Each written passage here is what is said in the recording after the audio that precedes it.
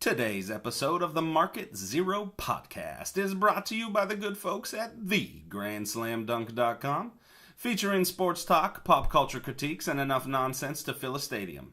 Follow us on a variety of platforms. Book us on Facebook, gram us on Instagram, follow us on Twitter at thegrandslamdunkknowyou, SoundCloud, iTunes, or just visit the website. Market.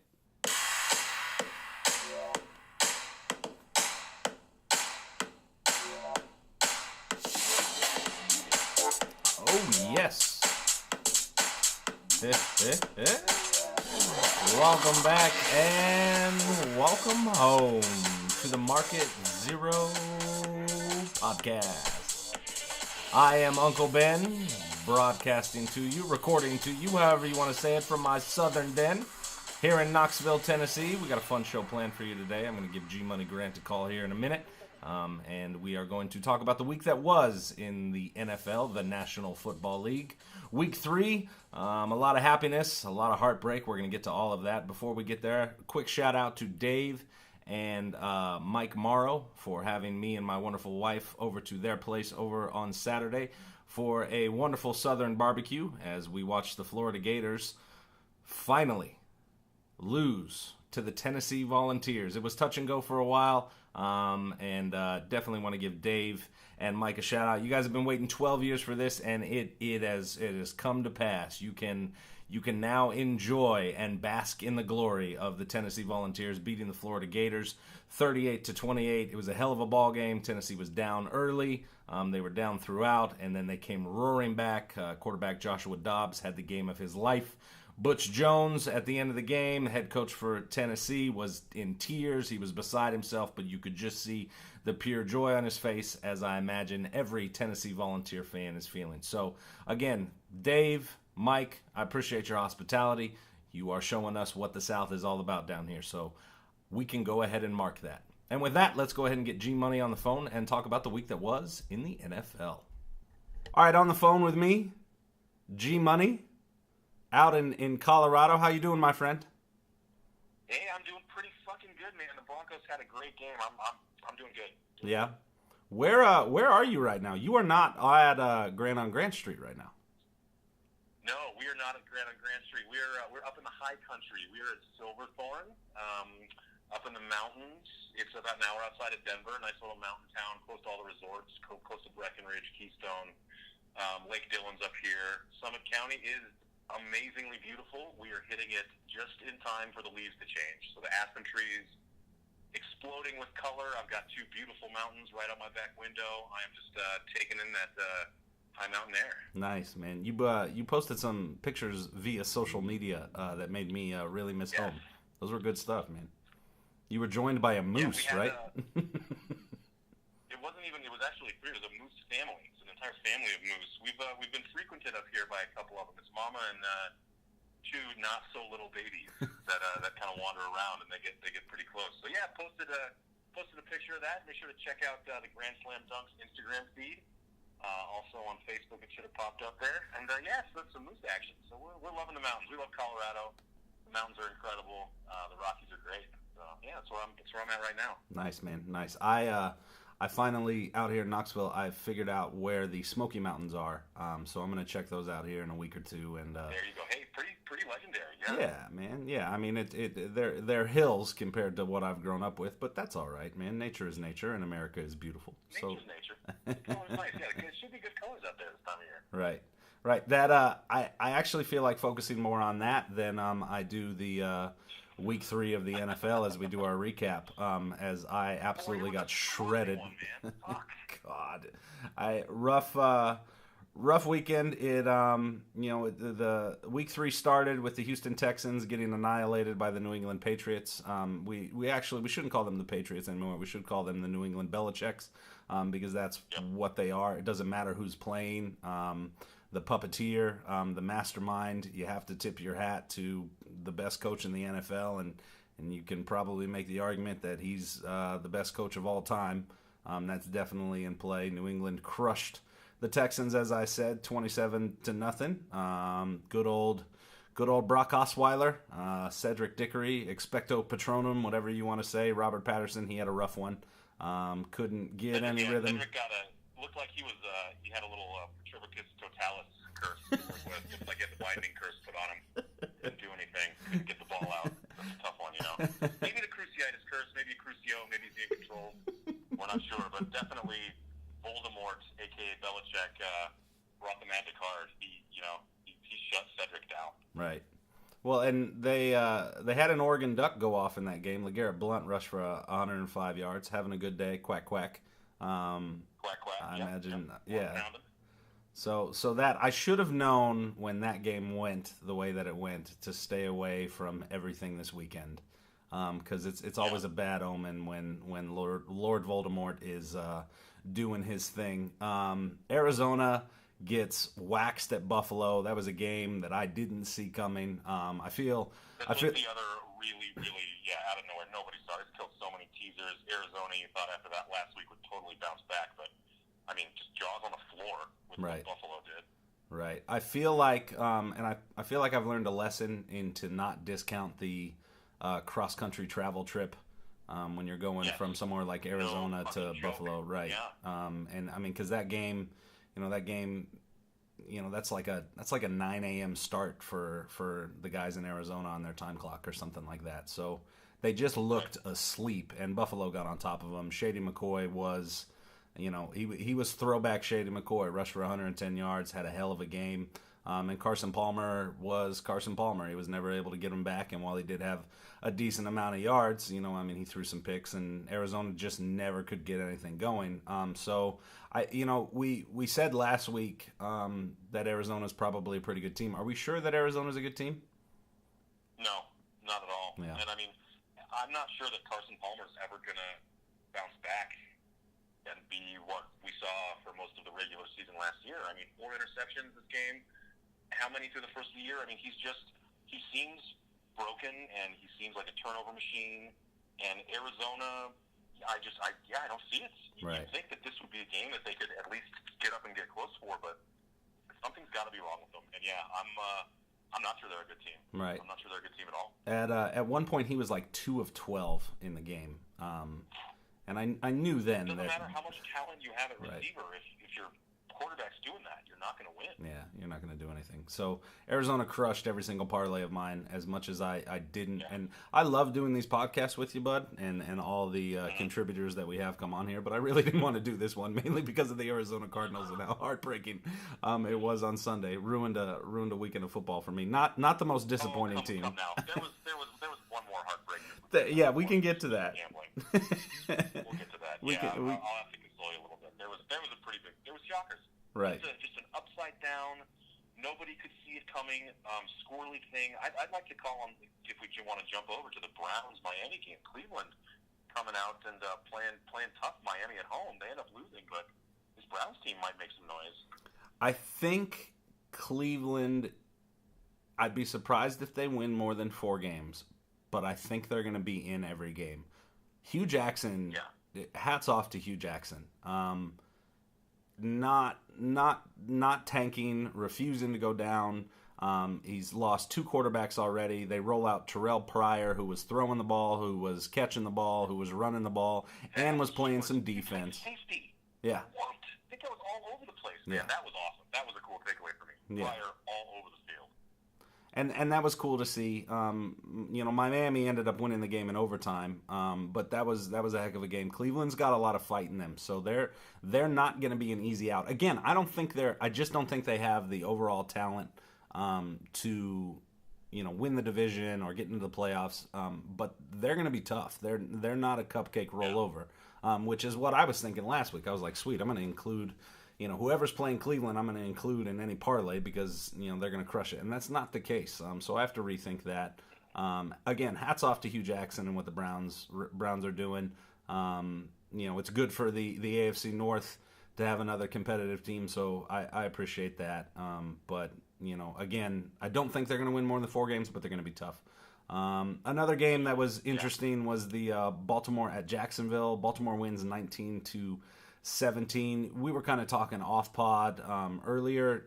These teams seem very similar, yet one of them is 3-0 and the other one is 0-3. Yeah, it's pretty shocking. I mean, the Ravens pull it out with a 54-yard field goal from Tucker, from one of the better kickers in the league. But this looks like a kind of sloppy, close game. Jacksonville got 3 consecutive turnovers, only converted 3 points off of those. Yeah. I mean, that's why you lose the game. You score 1 touchdown off of the 3 turnovers you get, and the Ravens don't win. And like the schedules, these teams just seem almost the same. One is undefeated and one does not have a win. I think the Ravens are really getting some good experience by learning how to win close games early in the season. That definitely helps boost confidence. That gives your team that kind of edge, especially when you get later in the season with those tough, bruising games in that AFC North division. So I think that the experience is definitely good for the Ravens, but I just have questions about their overall talent level. And I also really worry about looking at the schedule, the way that they have to close out the year. They go on the road. They're on the road for the last 2 home games against rivals. So I think they're going to be a good team. I don't think they keep this pace up, and I still think that Pittsburgh's probably your pick for the division. Joe Flacco does not instill confidence in me. It doesn't look like they have a deep threat anymore. The Ravens have won, but I still have a lot of questions. And in that division, if Cleveland's going to be scrappy, I'm not sure that the Ravens are going to hold this up. They look really good right now. Well, we may have overrated that division too when we were doing our stuff. We said that was the best division in the AFC, and the Ravens are 3-0, but they don't look very strong. No. We can go ahead and talk about the Steelers and just get it. Yeah, let's get it out of the way. Let's get it over with. Pittsburgh. So I watched most of this game, and God bless my wife, who sat with me through my stone silence. I was stone silent. I know she's wonderful. The game starts. Pittsburgh's driving. They get in a good spot. Marcus Wheaton, who's a wide receiver for the Steelers, is finally back off of injury, so they're starting to get guys back. Ben's looking like Ben on that first drive. Life is going good. They throw the ball to Marcus Wheaton in the end zone. It hits in the chest, and I think it's a tough catch because he's got a DB kind of shielding what he's doing, but it's in the back of the end zone. It hits him in the chest. I feel like a pro receiver, if a ball hits you in the chest, you should catch it, but what the hell do I know about that? That's just my own opinion. Anyway. I saw a replay. It looked like a high school drop. Yeah. Like a kid just letting the ball bounce right off him. Right. It looked pretty bad. So that happens, and it's like, all right, well, let's kick a field goal, and we'll be all right here. The field goal gets blocked, and from that moment on, Pittsburgh wasn't even in the game.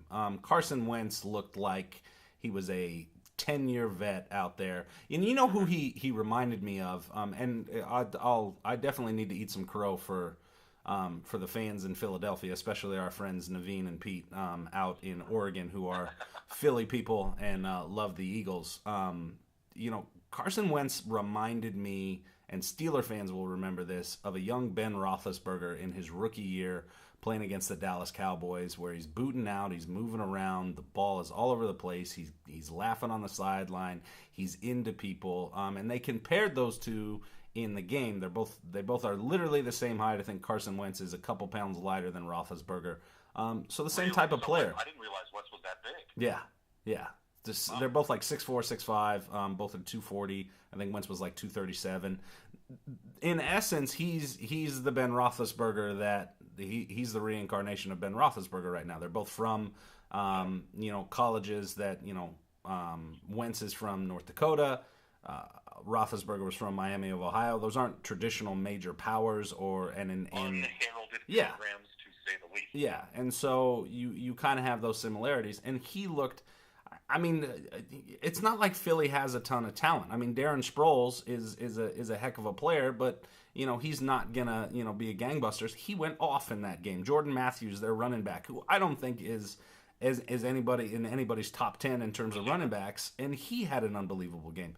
Pittsburgh just looked, as the quotes. I mean, Cameron Haywood, the defensive end for Cleveland, put it bluntly, they got their asses kicked. It was the worst loss in Pittsburgh history dating back to 1989. I was 5 years old.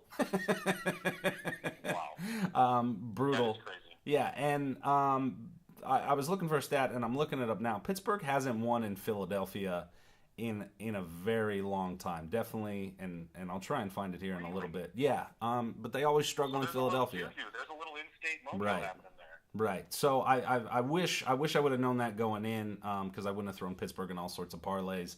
You know, are the Steelers as good as we thought they are? They sure as hell didn't look like that. They had a bunch of injuries. Lawrence Timmons got hurt, who's their middle linebacker, who's kind of the heart and soul of their defense. He had to go to the hospital for a shin injury in the middle of the game. Guys were dropping like flies. It was not a Pittsburgh Steeler performance that I have come accustomed to see. So, you know, I'm looking for Pittsburgh to have a bounce-back week, but I'm definitely going to have to eat some crow here and pump the brakes on my excitement. I don't think you can put Pittsburgh in the AFC Championship game right now, let alone the Super Bowl. I think the only reason you can't is because of how strong Denver and New England looked.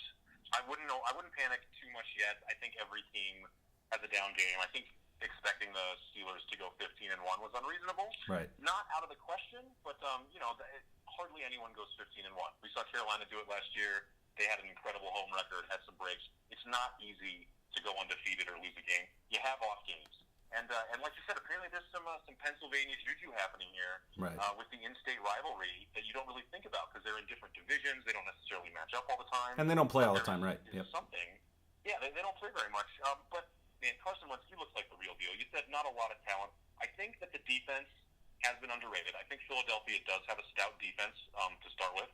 And I think even on an off day, shutting down the Steelers' offense, which we know is legitimate, is impressive.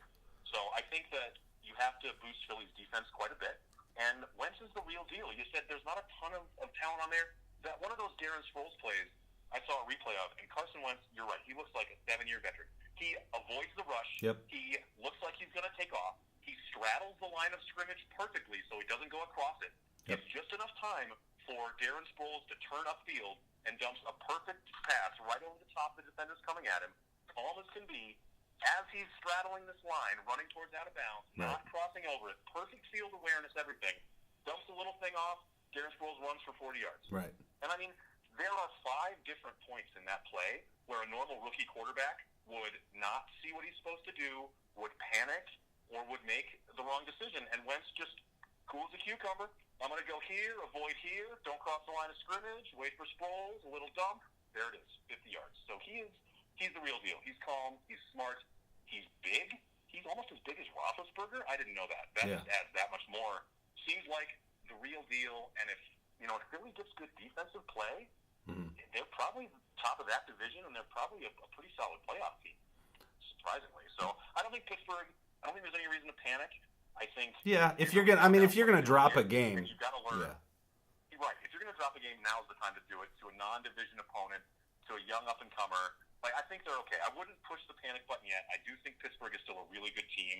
They're not going to go 15-1. And they got some things to figure out. And they have some things like Le'Veon Bell coming back this week. That is going to give them a boost. But the other thing too, D'Angelo Williams only rushed the ball for 7. He only had 7 carries in the game. So I have questions about the game plan as to what you are actually going to do there. And that kind of, those things need to be fixed. You have the talent, you have the pieces, and barring major injuries, Pittsburgh is still, I think they should still be the favorite in the division, but, now they're looking up at Baltimore, and this is kind of been my thing as a Steelers fan the last couple of years.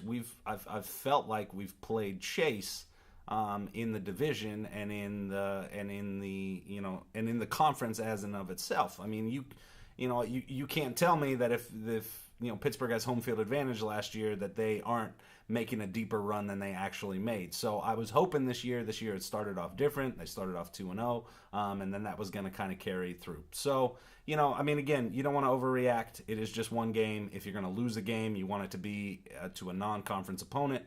So those things well. But I hope they learn their lesson this week, and they have a bounce back week this year. Because as a Steeler fan, I am licking my wounds and trying not to walk off a lake. I think or walk into a lake.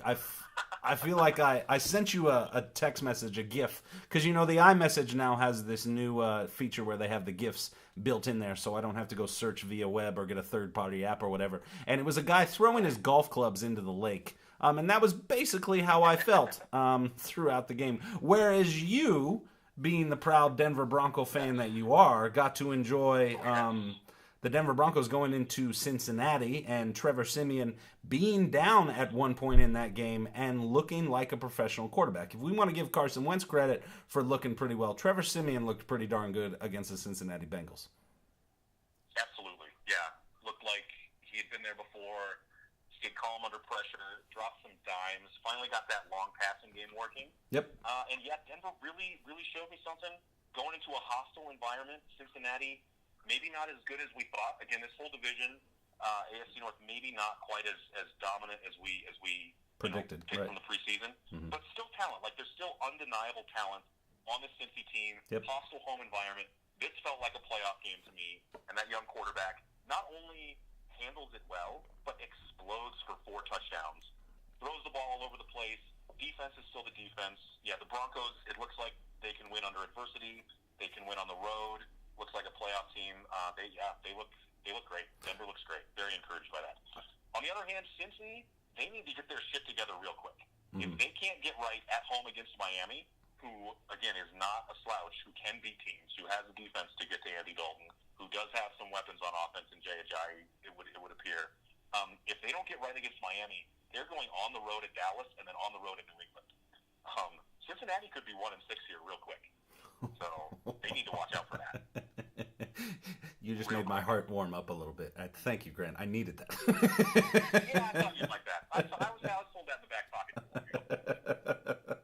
I think if you're doing power rankings in the AFC, it's pretty clear who number 1 and number 2 is. It's the defending Super Bowl champions, and it's the team out of New England. I think that question has definitely been answered. Denver's the real deal, and for everybody who has doubted them, I know. You and I are frequent listeners to the Bill Simmons podcast, and he is constantly questioned as to Denver is really good. The question's answered. They're the real deal. You got Von Miller, who is Lawrence Taylor, on the defense, along with all the secondary guys. Yes, there may be a little bit of a drop off, and they may have lost some pieces, but they're an elite defense, and the offense is looking better than it did last year, only because Peyton was just, and we've said this over and over again. I don't need. Yeah. It was a statue. Yeah. But now you have a guy who can actually, push the ball down the field and run the bootlegs. And Kubiak calls a great game. They have 2 guys. He's a good coach. Yeah. He is a good coach. He knows how to work the clock. He knows situational football. Right. How to make little things like managing timeouts. He is a solid coach. Right. They have 2 guys in Kubiak and Wade Phillips who know football and know how to call it and know how to go. If I'm a Denver fan, I'm feeling pretty excited. There's some Mile High magic rolling right now. And a 3-0 start is really good. Who does Denver have this week? I haven't even looked at schedules. I've been so devastated. The schedule coming up, man, I'm not sure either. I've been riding the high. I've been looking at the schedule like Cincinnati and Baltimore. I'm looking at your AFC North schedule. Denver is at Tampa Bay, playing Slim Down Jameis. Okay. Playing Slim Jameis on that East Coast trip. Well, Denver's not all the way on the West Coast. Still going east is tough. Right. Is that do you know what time that game is? Is that an early game? 11 o'clock? It is. It'll be 2:05 out in Denver, 4:05 p.m. here on the East Coast. Okay, so it's not the earlier. It's not the 11 o'clock game. It's an afternoon game. A little bit traveling east, but still tough. This feels like it might be a bit of a trap game. That you get that more in college with the kids overlooking, but this could definitely be one where they say we just beat Big Bad Cincinnati and who cares about Tampa Bay? So they got to take that. They got to take this game seriously. Traveling east, Jameis can put up points. Yeah, definitely got to be wary of Tampa Bay. Who struggled? What did Tampa Bay do this week? So Tampa hosted the Los Angeles Rams. That was the Los Angeles Rams. Delayed at the very end, yeah, right? Yeah. Warning. Weather delay? Yeah, there was lightning, so they had to go in. There was 4 or 5 minutes left in the game, and it ended up Los Angeles ended up winning 37-32. Jameis had a hell of a day, threw for 405, had a bunch of touchdowns, a couple picks. Todd Gurley finally got it going for the Los Angeles Rams. He rushed for 85 yards. How did the Case Keenum-led team score 37 points? Tell me this, my friend. Well, seeing as how they finally were able to score some offensive touchdowns, which for you fantasy owners like myself who happen to have Todd Gurley, it was really nice to finally cash in on that first overall pick.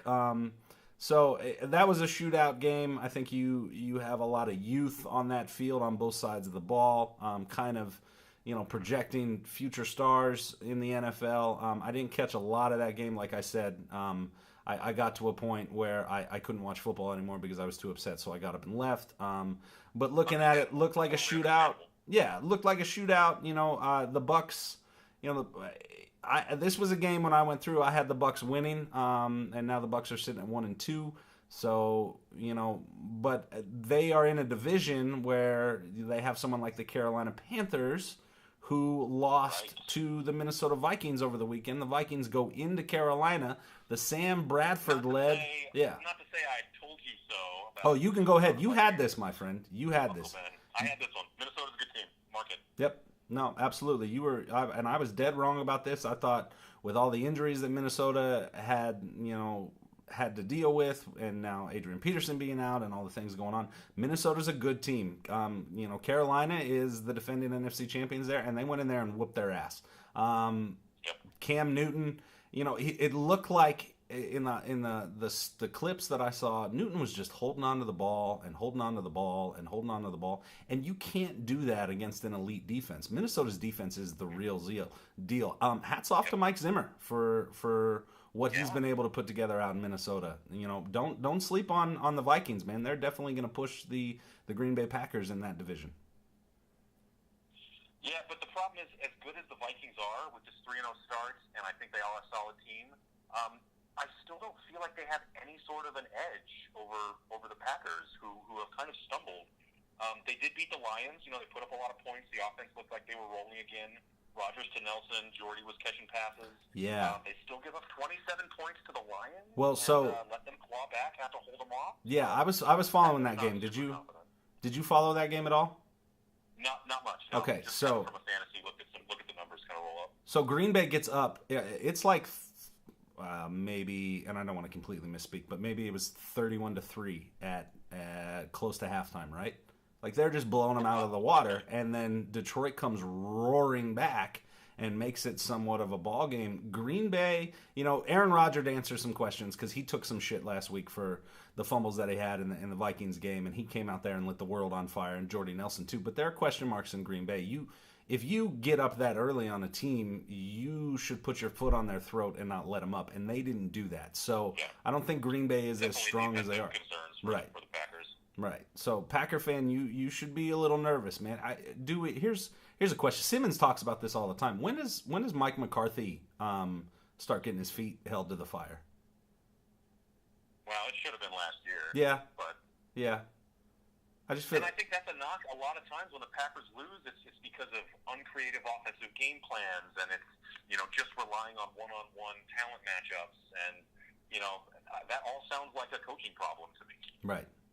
It just looks like coaching. If you let a team back in there, that just speaks to me that you're, because players, I don't care what level it is, high school, college, pros, players take their cue from the head coach. The head coach sets the temperature of the room. And if you're letting guys, roar back, and granted it's a division game, and Detroit, Matthew Stafford is a proud guy, and he's going to fight his ass off. He's definitely a competitor. He's shown that this year. But you shouldn't let a team back in there. If you're an elite team, which is what everybody out of Green Bay and all the Packer fans are going to say, you don't let that happen. Just like what I'm talking about with the Steelers, in that if you're an elite team, you don't lose by 30-some points on the road. That just doesn't happen. So you definitely have to pump your brakes on the Green Bay Packers and the Pittsburgh Steelers as to how good they are. Can I talk to you about my favorite game of the weekend? Yeah, sure. I just want to say I think Carolina's still okay, but I do kind of worry a little bit about that Super Bowl hangover. That is no joke. They could slide down a slippery slope that they're not able to come back from. And still, even the Vikings with this good start. Green Bay, Seattle, they are both kind of late season teams. So the Vikings, unless they can get maybe a 4 or 5 game lead in that division, you still got to watch for Aaron Rodgers roaring up at the end. So I like the Vikings to look good, but again, not a clear-cut favorite in that division at all. And with that, please tell me about your favorite game of the weekend. Well, and one note on Carolina too. They've played two pretty good teams in their first three in Denver and Minnesota, and they are in a very weak division. So Carolina has the luxury of maybe starting a little slow and then getting things going. But it did not look good in Carolina. It definitely didn't look good, and we can mark that, my friend. Mark it. So my favorite game of the weekend was the football team from Washington walking in to see, you know where I'm going. The football team from Washington heading to New York or New Jersey, wherever the hell their stadium is. Washington pulls it out, surprisingly, 29-27 over the Giants. Odell Beckham, maybe not so dead. Yeah, Odell Beckham made one of the best plays I've ever seen a wide receiver make, and I know people probably say that about him every year, but the catch and then the spin move and the stiff arm to Josh Norman's face, who I just find Josh Norman, he's to me probably the most annoying professional football player right now, because he never shuts up and everything has to. He's like. The temperature has to be 70 degrees in order for him to bloom correctly. Everything has to be right. You have to run the certain defense for Mr. Norman then to be the shutdown corner and get $70 million. But Beckham had an unbelievable play where he stiff-armed him right in the face and then went down the sideline. I don't know how New York lost this game. At the end of the half, at halftime, Kirk Cousins doing his thing. You like that, this, that, and the other. He drives down. They get the ball down to inside the 10-yard line, right? There's 6 seconds left on the clock. They have time to run one play. If you want to take a shot at the end zone, you have time for one play.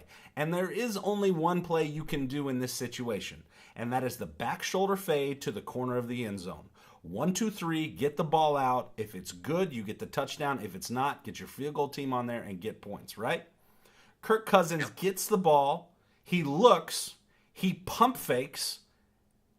And then he shits the bed and starts running around and scrambling around, and he doesn't know what to do. And meanwhile, the clock is going tick, tick, tick, tick, tick, tick, tick, tick, tick. And it goes all the way down, and he gets sacked.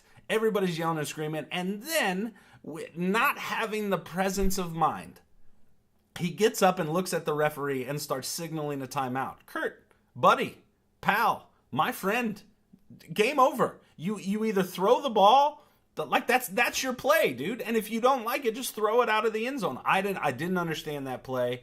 Washington was able to come back. They ran a fake punt, which is one of my favorite fake punts of all time, where you snap it to the punter and he pretends he's going to kick it, and then he just throws a bomb to the gunner. They got that, and then Eli Manning, not Kirk Cousins, threw the soul-crushing interception at the end of the game. It was back and forth. You had a lot of these things going on. Washington ends up pulling it out. I still think the Giants are a good football team. I think they're better than what they showed that week. I think you had a lot of BS going around that. I think New York was due to lose a game like this because they had gotten lucky against the Saints, and then in week 1, I can't remember who they played, but I know that they won a game that they probably shouldn't have. But that was my favorite game to watch, just because you had the absolute ineptitude of Kirk Cousins on display, and then a pretty ballsy coaching move by Jay Gruden to call the fake punt. Kind of interesting coaching stuff. I don't quite know what he's doing there, but Washington stays alive in a division that is now. You have the Eagles that are 3-0. The Giants are 2-1. The Dallas Cowboys, shout out to Big Willie style, are 2-1. And you have the Redskins who are 1-2. The NFC East looks like it's going to be a fun division this year, which is kind of nice.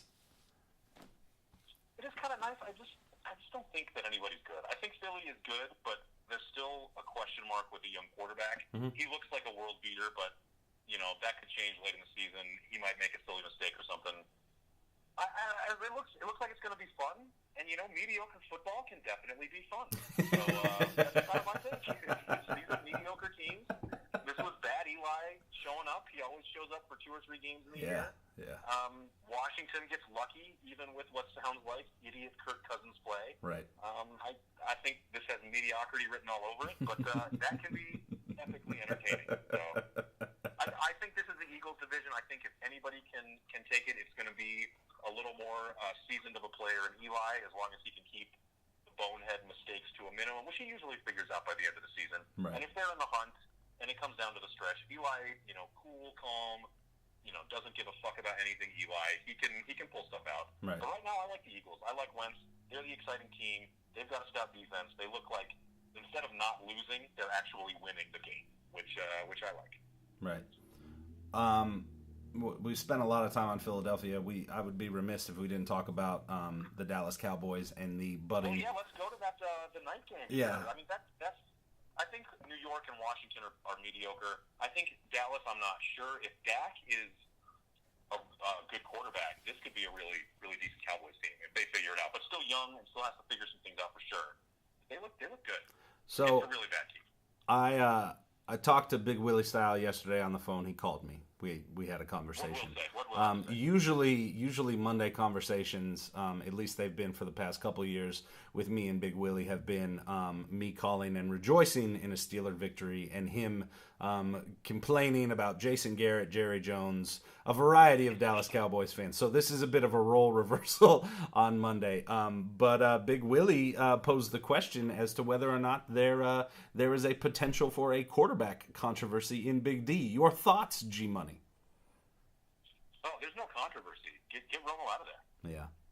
The controversy is over. Dak Prescott is your quarterback. Would you say the same about New England if Jimmy Garoppolo hadn't gotten hurt? No. Yeah. Absolutely not. Yeah. I think it probably. I think the scenario is basically the same. I think if you have a new guy that's competent that won't miss a beat, then you go with the new guy. Cheaper, makes you cap flexibility, you can sign other players. I've never been a Romo fan to start with. I always thought that he was just kind of a run around, look flashy, and then make a mistake at the end of the game. Right. As soon as he dropped that extra point as a holder against the Seahawks to miss the playoffs That's haunted so him. long ago, it just seemed like Romo had this curse. Never gotten over it. Which is why I love that Jerry sticks with him as quarterback, because I don't think he's ever going to. Has he won a playoff game? Has he actually won a playoff game? I don't think he has. And if he has won a playoff game, it's only been one. But I'm pretty sure that he has not won a playoff game.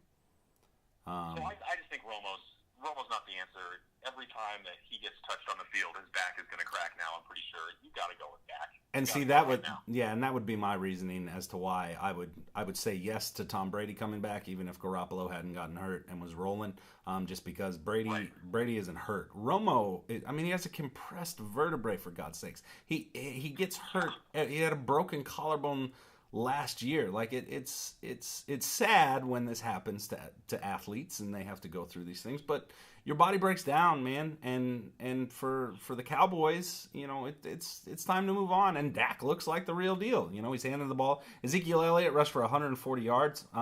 If he has that running game, Dak's going to be all right, and he's going to be okay behind that offensive line. So Dallas, now again, it's the Chicago Bears, who I think in looking at everything, I think the Chicago Bears, I think it's fair to say that the Bears are the worst team in the NFL. I think that's the easy thing to go moving forward. I thought it was Cleveland. I thought it was Jacksonville. No, it's definitely the Chicago Bears. But Dallas did what you're supposed to do against an inferior team, and they beat them. They beat them 31-17. So shout out to Big Willie Style. I know he's super excited, but I don't think there's a quarterback controversy. I'm in agreement with you, G Money. Roll with Dak. Yeah, go with Dak. Go with Dak for sure. Mark it. Mark that. We had one more game, which was last night. I don't know if you caught any of it. The Atlanta Falcons played the New Orleans Saints. Atlanta won a shootout, 45-32. What the hell, man? I don't like NFL games that are 45-32. I don't like college football games that are doing that. I've come to accept that, but I whatever. Play defense, for God's sakes. Yeah. There's no defense. This is the Saints are a mess. The Saints, they just don't have any money to pay anyone. I think it's like 20 or 30% of their salary is going to players that don't play for them. It's dead cap money. Right. They just extended an old quarterback who I love, Drew Brees, Purdue Boilermaker. Shout out to my mom, Marilyn Harmachek, University of Purdue. Drew Brees is a great guy. He is an upstanding quarterback. He has a Hall of Fame career. But he's over the hill, and you can't give him more money at this point. Like, he has had a franchise tag and 3 or 4 contracts with the Saints, when most players get 2 maybe with a team. Right. You've paid him. He's getting paid. He's taken up too much. They don't have enough money to put together a decent team. The defense is non-existent. Non-existent. They don't have players. I thought that they might be able to salvage it. You feel like you want to lean towards a team with a veteran quarterback, but they're just not getting it done. When you give up 40 points on the reg, you're not going to win games. The Saints are a mess. Don't bet on the Saints. Stay away from them. Stay away from the Saints. Yeah. Unless you want to. Well, I guess you can't bank on the over because last week they only scored 13 points. If you bet the over if you bet the over last night, what was it? Let me pull my sheet up. 45-32. You're the math guy, or at least you do better math than me. That's over 54 points, which was what the over under was on that. So if you bet the over, you're feeling pretty good. But yeah, no, it's Drew Brees. Simmons said it earlier in the year. Drew Brees signed the "I already won my Super Bowl, pay me my money" contract. But Exactly. New Orleans is definitely going to struggle as long as they're shelling out all the dead cap money and paying him. That's definitely sure. But again, fantasy wise, Drew Brees, 376 yards if you got him. Also, people who drafted Devontae Freeman, you're probably pretty happy. He rushed for 152 and a couple scores. The Falcons. Fantasy note, yeah. If you lean that way, Matt Ryan is the most prolific fantasy quarterback in that division with Jameis Winston and Cam Newton. Right now, Matt Ryan. That's crazy. Well, and Jameis, yeah, and it's not like Jameis and Cam. I mean, they both score points, Yeah. So the fact that Matt Ryan is putting that up too, that somehow Matty Ice is still putting up numbers. He's just not the guy who's gonna he's the Phillip Rivers of the South, right? He's gonna get you a lot of points, but he's never gonna lead you to victory. Should we do a quick fantasy shout out here? To those on the GrandSlamDunk.com, maybe recap our league a little bit. I had a rough one. Oh God, this is oh man, you had a rough one. Yeah, whatever, go for it. We'll recap. I had a rough one. I played our good friend Naveen, who's out in the Northwest. Second shout out to Naveen. I was talking some stuff earlier in the week, as you should do. But rounding out the bottom, owned by me, Uncle Ben, was able to muster 61 points. A gentleman's 61 as we lost to Naveen's Osama Lamas. 65-61 was the total on that. I was hoping Mark Ingram wouldn't score a touchdown and then I would be in. But Naveen and I, rounding out the bottom as we are, scoring the least amount of points out of anybody in our Grand Slam Dunk Fantasy League. Shout out to Naveen. Good victory for her. Yeah, there you go. I had a pretty rough week, too. I left a lot of points on the bench. I got skittish with Emmanuel Sanders, with all the Broncos stuff. I didn't think he'd bounce back as well. I was nervous with Cincy. Of course, he breaks out. I've got 25 points from him on the bench. And, of course, picked the wrong quarterback, went with Roethlisberger for Stafford. Would have easily won my matchup against my father, against Joe Harmachek, the Young Stallions and Joe's team. So he bested me 86-112. Either one of those two guys, Sanders or Stafford, in there, and I take it. And if Julio Jones does anything at all, if he's not hurt and he only catches one ball, I might have a prayer. But it's been a tough go. It's been a real tough fantasy go. I still have yet to taste victory. I am 0 for 6 in 2 leagues. It's been rough. You were so excited after our draft. You sent me a barrage of text messages saying how fired up you were and how good you were feeling about your team. And there you are. And I'm sorry, G-Money. This is yet another reason you and I probably pore over more statistics than anybody in our league. And yet we both are sitting at the bottom of our league. You 0-3, me 1-2. It is meaningless in the fantasy. It does not help at all. You study days off, and it doesn't. Right. Shout out to one of the most finicky and luckiest fantasy sports too. Very difficult. And when it goes well, boy, it's a lot of fun. And for most of the time, it's quite frustrating. So anyways, fantasy football will lose. Fantasy football is enraging. I told you before the season I hate fantasy football. This is why I hate fantasy football. And yet every year, Grant, I will play fantasy football with you because I love you, buddy, and it's a lot of fun to do. Shout out real quick to the real Bass Guy's wife, Miss Erin, the lovely Mrs. Bass Guy. She is currently 3-0 in our league and crushing it. Crushing it. And taking names. We can go. She can go ahead and be the Grand Slam Dunk of this podcast. Absolutely, Erin Bass Guy, Grand Slam Dunk. Good work. And we can go ahead and mark that. Mark it. G-Money, you got anything else you want to talk about, brother? Nothing too much. much. A couple quick notes about the weird, a couple deaths. Arnold Palmer passed away. Yeah. Obviously, golf legend, delicious drink, advertiser extraordinaire. And then you had the young kid, Jose Fernandez, the Marlins ace, die in a boating accident. 24 years old, one of the best young pitchers, dominant arm. Pretty tragic loss. Kind of interested to see what the investigation reveals of what happened. It seems like the boat just overturned. Miami Coast Guard found them early in the morning. Right. All three on board were dead, so not really sure what happened there. So everything that our condolences go out to them. Yeah, absolutely. May they both rest in peace. Everything I read on the Fernandez stuff, they're saying that no drugs or alcohol were involved, which is nice. But the Coast Guard was saying that it was a speed thing, and they were just going really fast on the boat at night, and they just plowed into some rocks. So just a devastating thing to happen, and you definitely feel bad for the Miami Marlins and that community and the Cuban American community. He was from everything. I mean, he even was a prominent figure. I mean, he was the guy. He was someone that they all were around. I mean, anybody who can make Barry Bonds laugh, which is what the clips of doing. The most salty, angry, confrontational human being probably in baseball history, and Bonds loved the guy. I mean, you had a tough guy in Dom Mattingly who can't come to words with that. Absolutely devastating in Florida. Very sad to hear. He was lights out at home, and he was a hell of a pitcher. Arnold Palmer, it was a huge sports weekend, man, because you had all this football going on, and then you had these two things. I'll say this about Arnold Palmer: his influence on golf is second to none.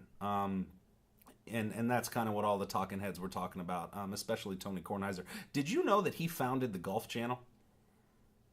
No, I didn't, but it makes perfect sense. Right. His imprint on that sport is going to be felt for generations to come with what he was doing. Everybody always talked about how he was one of those guys that was such a big superstar, but was a legit nice and good person. So kind of that dream athlete that I think you and I grew up always idolizing and hoping that everybody would be. He wasn't standoffish. He was always respectful and nice and just a downright good guy. I heard a story that I think really sums that up. He used to coach young golfers and even like other superstar athletes on how to sign an autograph, and he would always stress that you write every single letter in your name so they can tell who they got the autograph from. And he would always sign as many autographs as he could, always gracious to the crowds, always generous with his time. And I mean, truly the model superstar as far as a sports figure would be concerned. Right. So we definitely, all of us here at the GrandSlamDunk.com, the Market Zero podcast, we want to pay our respects to Jose Fernandez and Arnold Palmer. May they rest in peace. Absolutely. Rest in peace. And we can mark that. Let's go ahead and mark it, Ben. That's all I've got, really. It was a wild weekend. The bets did not go that great. I was able to hedge a few things, got a little lucky. Patriots helped me out, but you got to be careful out there. Well, we still don't know some things about these teams. We're learning as we go here at the Market Zero podcast, and I can tell you, G-Money, when we come back and do this show later, when we guess the lines for the Market NFL show later on this week, I'm feeling a bounce-back week for us, my friend. I feel like we're going to make it happen. I think so, too. I think we got some clear ideas. I think there's going to be a little more clear-cut matchups this week to go with. And, get your bankrolls ready, baby. Absolutely. Hey, if you're a fan of the show, make sure to follow us on Twitter at the Grand Slam Dunk Know You. You can also find us on Facebook, facebook.com/Market Zero Podcast, or facebook.com/The Grand Slam Dunk. Also, make sure to check out our YouTube page. Thank you to the brilliant Ross Palmer, along with Bass and Energy Recordings for the opening music you create. G-Money, it is always a pleasure to talk to you, my friend. Let's go ahead and mark it. Market Zeros brought to you by the GrandSlamDunk.com.